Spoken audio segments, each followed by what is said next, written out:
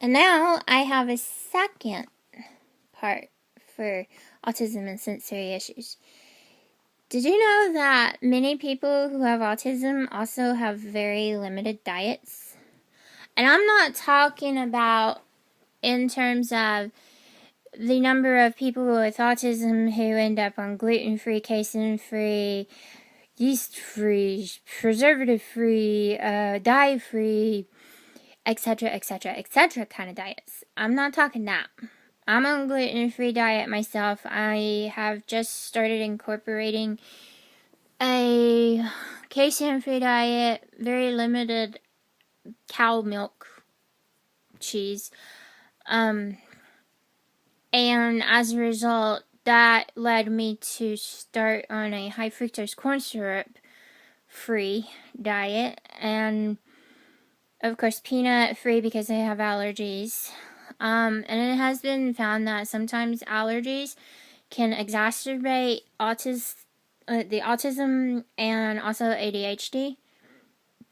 As long as I stick with that diet, I don't really need the ADHD medicine anymore, and that's a good thing because the ADHD medicine exacerbated the autism. So, on that, for instance, I can't stand anything slimy. I can't stand slippery things. I apparently call slippery surfaces, like slippery material, slimy. It's why my mom has to make several of my clothing items, because what you can buy is kind of slippery. Satin in particular. Also, I can't stand to touch anything slimy.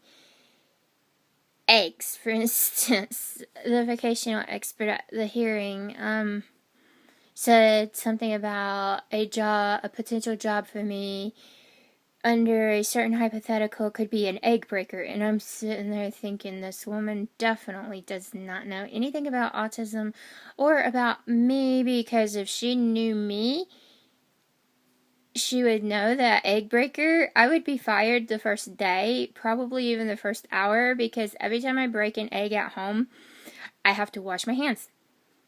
And then I'll break the next egg, and then I have to wash my hands. If the recipe calls for 6 eggs, we're in trouble. It will take me 3 times as long to complete the recipe because of it.